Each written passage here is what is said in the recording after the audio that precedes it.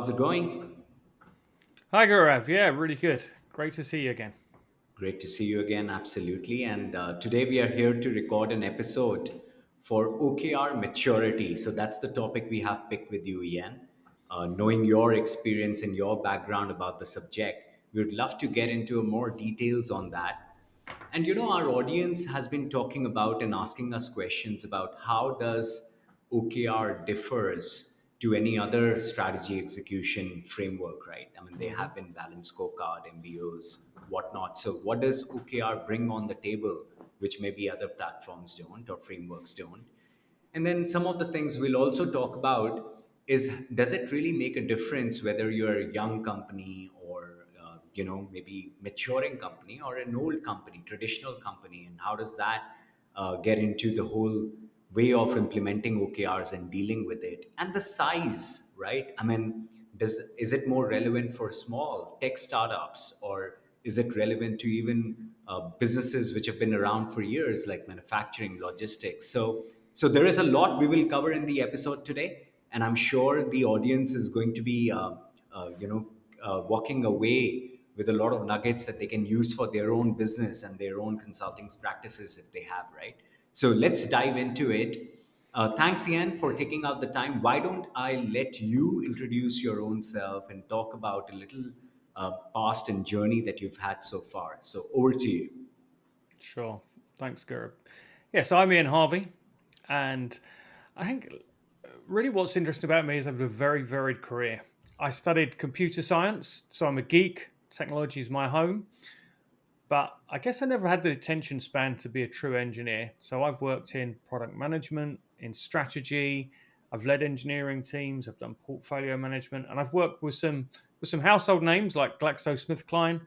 I've worked for Elsevier in the research space and science, Pearson in education, and EMC, who now merged with Dell, but I'm sure people have heard of them. And around 5 or 6 years ago, I was trained in the Silicon Valley product group, product management techniques by Marty, well, from Chris Jones from Marty Kagan's group. And at the same time, and that opened a lot of eyes, gave me a lot of insights. But at the same time, at Elsevier, I was part of a leadership team there, and we were kind of struggling with some alignment problems. And I was engaged. I engaged a gentleman called Felipe Castro, who I hope most of your listeners will have heard of, and that was a really smart move for Elsevier. And yeah, to cut, we'll come back to that story a bit. But I learned so much with Felipe that I left Elsevier and went to work with him. Um, I learned an incredible amount. Felipe is absolutely a thought leader that everyone needs to be following. But a couple of years ago, I branched out on my own, and I've had some really great successes with scale ups and unicorns in the tech sector. Um, I guess they're my sweet spot, but and I work more explicitly, I guess, on this connection between strategy, metrics, and goals, which are kind of what I consider my sweet spot. Finally, early this year, I started working with Matt Roberts from Zockery. I think what's interesting about Matt and I, we have a real alignment on how these things fit together, but different kind of personal strengths. What we're good at, Matt's great with ideas. I'm kind of he describes me to customers sometimes as the kind of slower, thoughtful one. I kind of put the brakes on sometimes, but we come together around a real kind of shared understanding of this domain. It's proven to be a great partnership. We tend to work with companies generally under 500 people, but we take a really holistic view of success, which is some of the things we're going to talk about today. I think so far our clients have been pretty pleased with the stuff. Yeah, so that's my background. That's where I am today. Generally, tech is a big part of our domain, but we work with a broad range of customers in different industries. And although there's differences, there are a lot of similar problems that we help solve. Oh, very well, and thanks for talking about some of the nuances and majorly alignment. Right, I think that's a big hmm one because and any size of company has limited resources, and they need to really make that call that are people aligned to move in that one direction, or people hmm are working in 5 or 10 different silos, and those resources are getting wasted. So let's deep dive into alignment, right? So, do you think that alignment is one of the big problems that OKR solves for? And in addition to alignment, what are those maybe three big buckets that OKRs can solve for any other business out there? Yeah, I kind of think of the two main things really that OKR solve, and I think of those as focus and alignment, and they're very very closely related. Um, Now, alignment to me is, I think, as you described it, we're all rowing in the same direction, and time and again throughout my career, um, and with with customers over the last few years, you see this problem where they think they're aligned, but in reality, when you get into the details, people are not quite kind of pushing in the same direction. Um, so, okay, as you say, OKR solve for that problem. On top of that, I think one of the reasons that alignment is difficult because there's not enough focus. And now, if you set, let's take OKR as an example, and I assume everyone here understands the basic principles. If you set OKRs, but there are a lot of them, you can still end up with alignment problems. Quite Hmm. simply because you can have different cross-functional or functional teams working on one particular OKR, and other teams working on a different set. You're not all pushing in the same direction, and so this is where focus, to me, focus is the number one problem that OKR solve, but only if you implement them well. So one of the things, some of the classic situations I've seen with OKRs are organizations where they've had hundreds of OKRs or dozens of OKRs. In one case, they had more OKRs than they had people, which is quite amazing. And what you're doing there is diluting focus massively. Now, as a coach, often we start by narrowing down that problem significantly or narrowing down the focus significantly. In one case, I took a customer from literally 600 OKRs to one to start with, Wow. which made the focus of the organization super super explicit for everyone. It created a clarity. And you think about alignment, you've got two different teams, and they need each other. They're interdependent to some degree. How do they decide, what order they do things, or what do they prioritize? When you've got a limited number of OKRs, that makes it much much easier. Where you've got multiple OKRs, how do you decide, which is the most important? So I think, in that sense, OKRs are solving this problem collectively. You can't solve one without the other, in my opinion. And those are the two real big ticket items. And kind of sounds trivial. Okay, you focus on aligning an organization. So what? Um, I would say that's the biggest problem that most organizations I've worked with, even before I did OKRs, across my career, it's the biggest problem they have.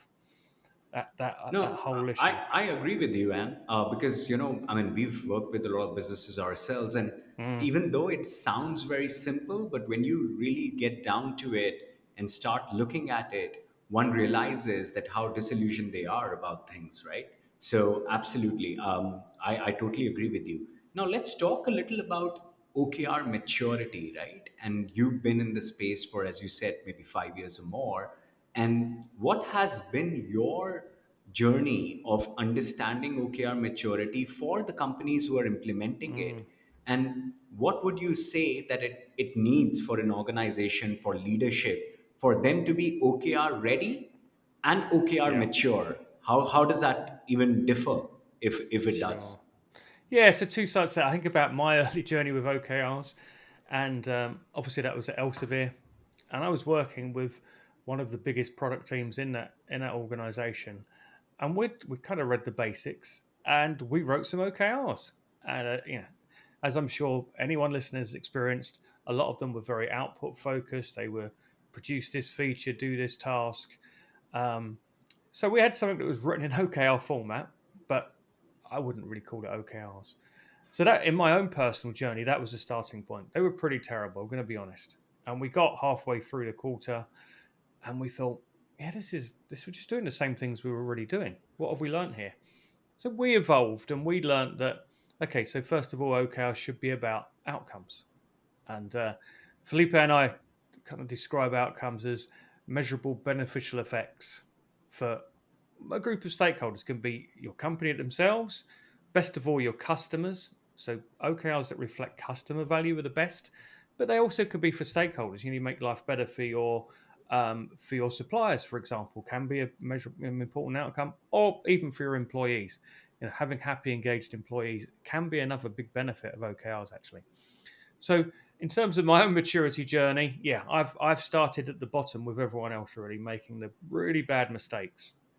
And as time's gone by, now as a strategist, I always kind of felt that OKRs were a strategic execution framework. And I think when we hear the discourse around OKRs now, the word strategy occurs more and more. I think everyone realizes that we're talking about how do we get our strategy on the ground and hitting the tarmac. And it's one thing to say there is that connection, but how do you actually get there? And I think my maturity journey and the journey that Matt and I are trying to help companies with now is about them understanding, what are those ingredients. So first of all, strategy itself. What is a good strategy? It's one thing saying we need a strategy, and sometimes I've spoken to organisations, and I've been a strategist who wrote terrible strategies.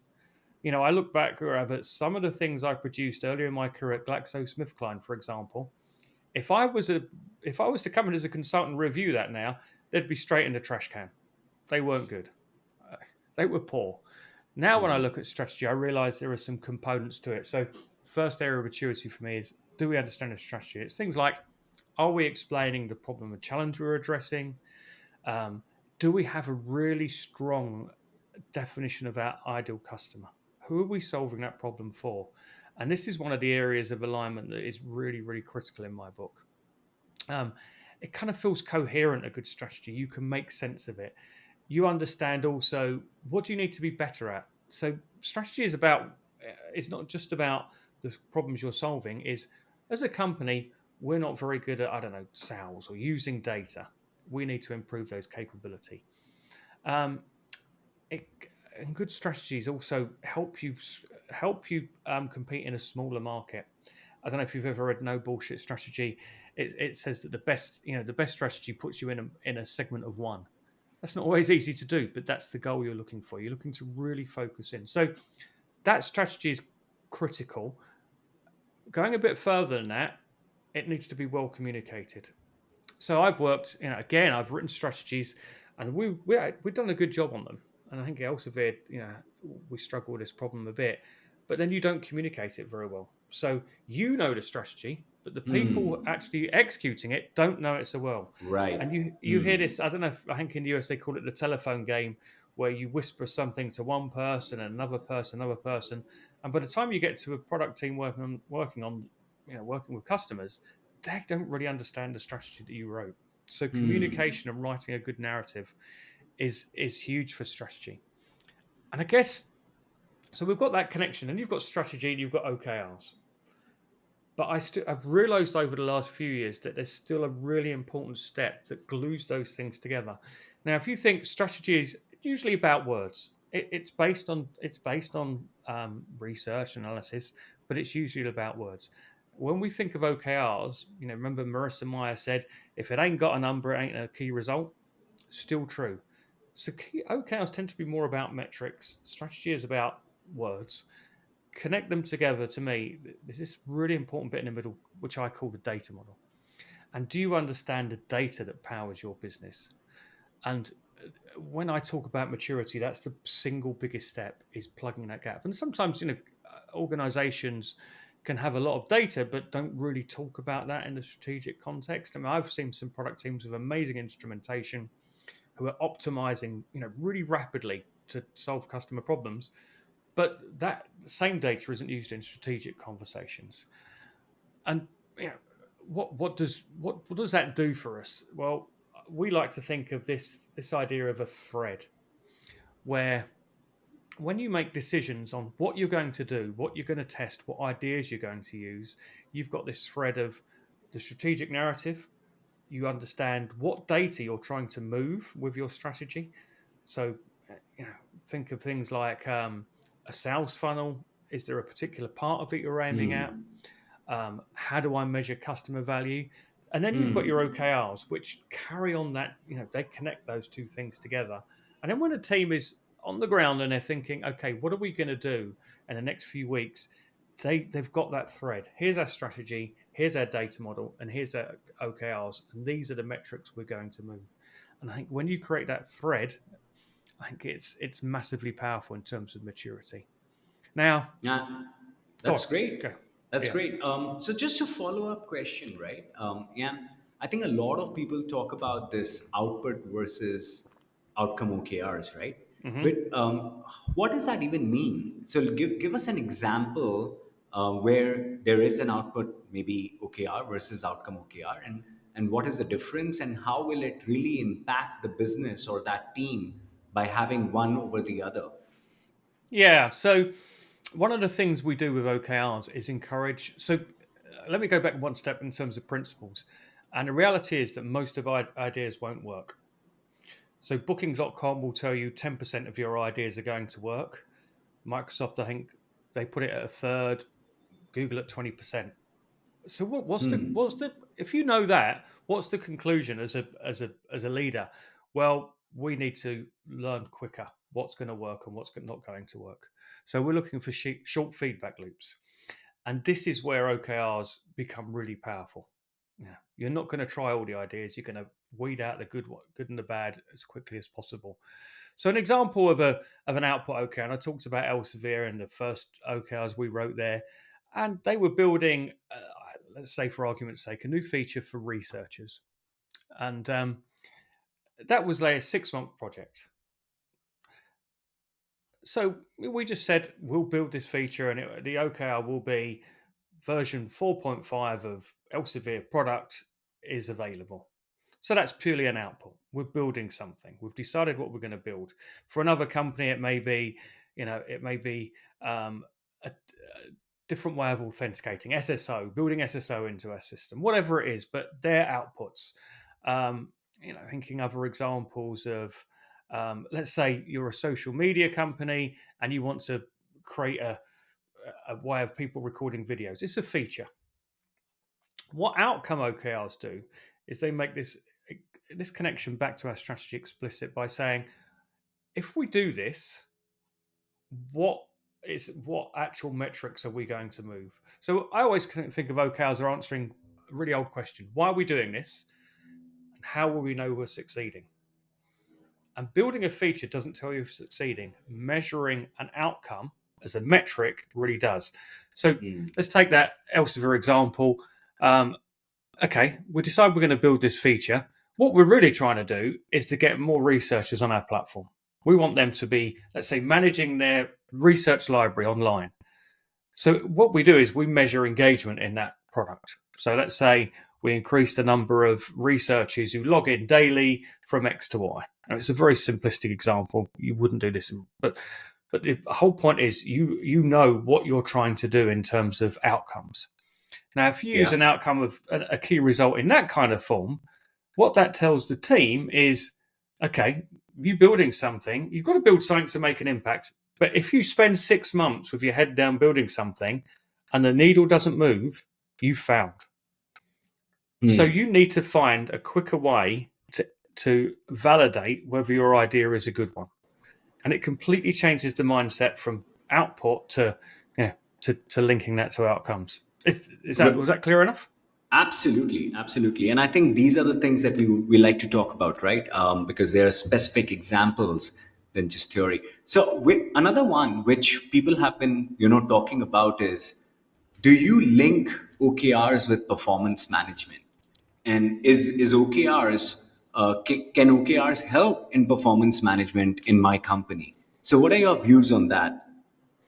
Yeah, I think this is one area. If you talk to all the thought leaders in the domain, there's pretty broad agreement. When you connect OKRs very, very tightly to performance management, it causes lots of problems. So first of all, let's say we create individual OKRs, because then, Gaurav, you're in a team. We're going to check what measure, what are the needles you're moving, and if you hit them, brilliant, 100% bonus, big pat on the back.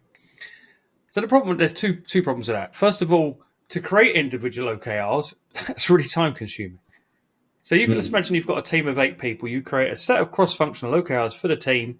You've got 8 people. You've then got to create 8 times more OKRs. Then if you decide you want to change direction with your OKRs, you've got to go through that process again. Otherwise, I can't measure your performance.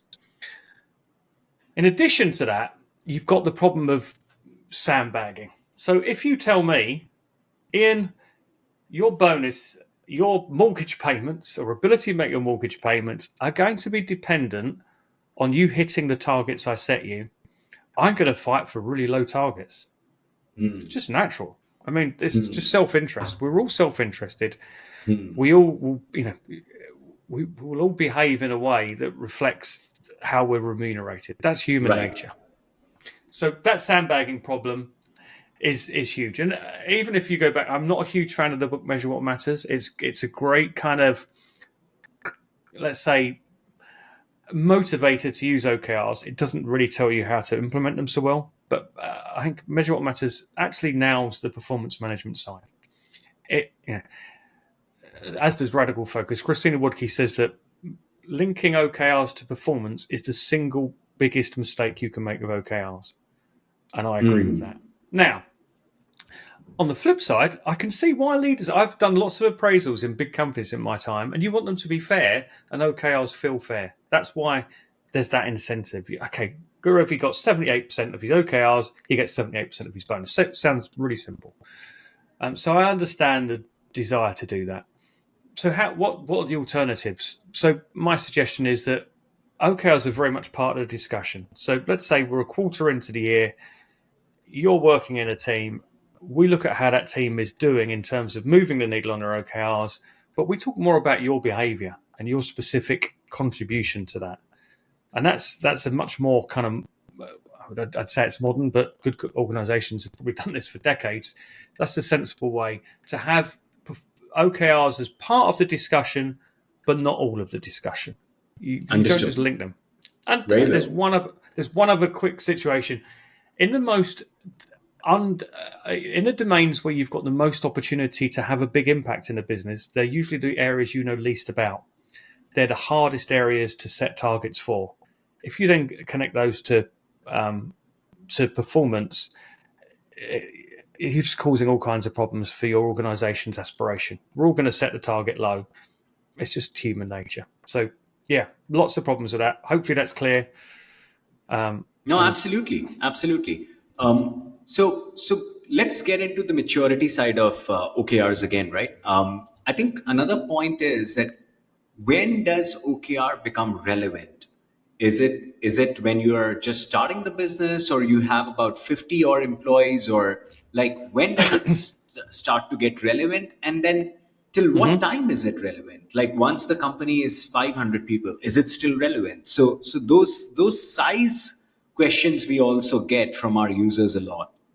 Yeah, and I guess when does it become relevant? I think I have quite a simple answer to that. And that's, when do you get the problems that OKRs solve? So have you got and probably a company of 10 or 20, you can all sit in a room, you can all talk about what you're trying to achieve and how you're going to achieve it. You're probably not failing to align. I'm not saying there aren't challenges of that kind, but when you can all sit in a room together, I think you can solve those problems in other ways.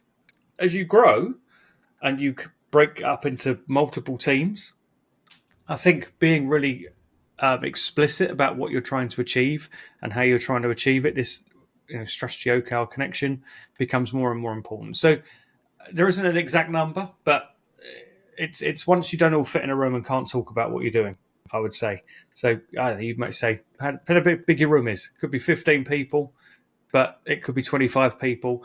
And in the very early days of a company, you're iterating very, very, very quickly. And sometimes OKRs don't really help in that situation. You're trying to, you'd be resetting them every 2 weeks, and that takes too much energy and time. Sure. And do you think it's top down, bottom up? What do you think it is? Yeah, my view of OKRs is you implement them or you learn about them top down. So unless leaders change behavior, OKRs are useless. So if I tell you, Gaurav, you're going to hit this OKR, this is what you're charged with, but I'm also going to tell you everything you're going to do.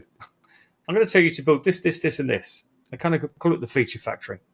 Well, there's no point in using OKRs there. So for me, you have to start with the leaders because they have to behave in a certain way to empower people, to create the right context, to create this thread that we talked about earlier.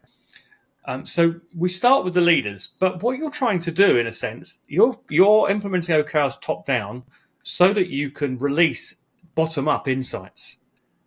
Once you get people, leaders creating context, people on the ground can then get much more opportunity to share their insight into what strategy the company should have. I mean, great strategies involve everyone in the organization. I think they're a lot more possible when people are in empowered, kind of mission-led teams rather than controlled teams. So it's top down to implement, bottom up to benefit. Very well. I think that's very well said. And then, Ian, tell me, do you really need a technology platform to manage OKRs? Like you can do it on Excel sheets. So why do you need technology, and when do you need it? Yeah, so I think my view is when you're starting off, you're more interested in the kind of organizational problems.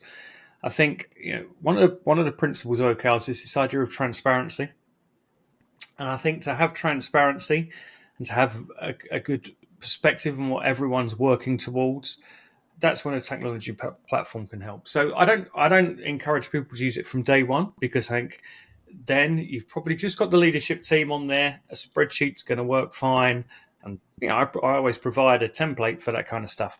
But as you start to kind of use OKRs more across the organization, then I think technology can really start to help, especially if that technology helps guide people into the kind of questions they should be asking and the discussions they should have. Yeah, then there's real value. And again, you've got this idea of automatically updating the key results. If your technology does that for you, it's saving overhead. So you're solving a transparency problem, you're solving the time and effort problem, and you're also good technology can help also make sure that OKRs are, help make sure they're implemented in the right way. It's not a silver Very bullet, well. but it can help. Yeah. Yeah. So one thing that I'm actually more interested also in is, and I've heard that many times, where people say that OKRs is great when it's a measurable kind of a team. Let's say revenue, right? You want to go Mm-hmm. from X to Y. It works well, or in product engineering. What about teams which are more subjective, like human resource? Like customer success. I mean, you can measure customer success, but Mm-hmm. Yeah. things or attributes which are hard to measure. How does OKR help there? Um, yeah. This is an area of much debate. My personal view is OKRs shouldn't be used for everyone in the organization, and forcing measurability can often lead to the kind of behavior we don't want. It can cause, unintended consequences. There's a Goodhart's law I'm sure everyone's heard of that. Um, if you measure things that, as you say, it's subjective. What really is happening is subjective, and any measurement of that is false. And why do people use OKRs across an organization? I think it's to solve one particular problem. You want everyone to feel important. You want everyone to feel that they're part of the mission. And they are. That's not OKR's job. As a leader of HR, people should know, we're critical. We're a massive part of this company, but we just don't get measured by OKRs. We're not pushing that needle. And I think it's fine. I think you've just got to be very clear about why. I think that people don't sit there and think, well, I haven't got an OKR. Do I not matter? Yeah, of course they do. But OKRs are not for every single situation. And I think I love what you just said, Jan. That's for me the whole core of maturity as well, right? And a leader needs to be mature enough for them to take that call for them for their own company. Mm-hmm. And I think superb. No, Yeah. I love that part. I love that part. So lastly, let's say if I'm implementing OKRs in my company, what are those Mm-hmm. few things that I should not do or I should do for it to be successful? Now, I know we've spoken about a few things already, but Hmm. other than what we have spoken about, does something come to your mind which you want to tell the users? Yeah, I think to me, start, and this is not just an OKR thing. This idea of think big, so think of the end game you want, but start small and learn quickly. Think big, start small, learn fast, I think is the expression. And where that leads me to really is, start with a leadership team, pilot there, learn, because you will make mistakes. And it's not just about making mistakes, is OKRs are extremely context dependent. You can't just pick up a blueprint and take what one company used. You couldn't take what Elsevier did and put it at Pearson. Even though they're quite similar organizations, there's a lot of overlap between what they do.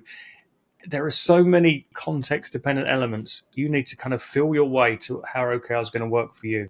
What kind of, how we're going to communicate the strategy. How do we build a data model? Do we try and build it all at once? Probably not. Or do we just, pick out little bits of it to help grow our understanding? So this idea of kind of pilot and learn and then adopt and evolve for me is really crucial. Don't the biggest mistake I think, other than the performance management one, is let's put everyone on OKRs straight away from day one, because it's so hard to learn in that context. When you work with a smaller group, especially when it's the top, you can learn much more effectively. And that's what you're trying to do. You're trying to learn. That's what we're trying to do here. Hey, very well. As you rightly said, think big, go slow, is it? Or Think big, start small, go fast. start small? Think big, start small, learn fast. Very good. Well, that's a great takeaway for me. To end this podcast. Anything else that you would like to share today? Not particularly.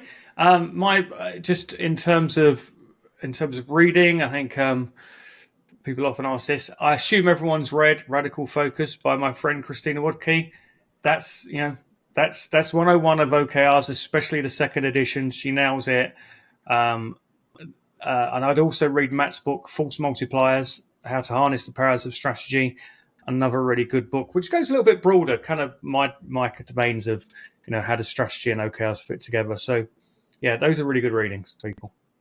Great. And if our viewers want to reach out to you, Ian, how can they do that?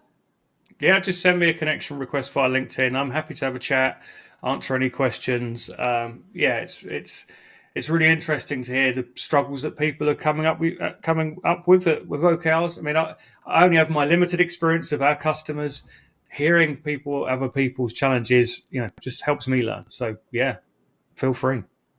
Hey, thank you. Thanks for your time. And, to our viewers, we'll be back soon with another episode.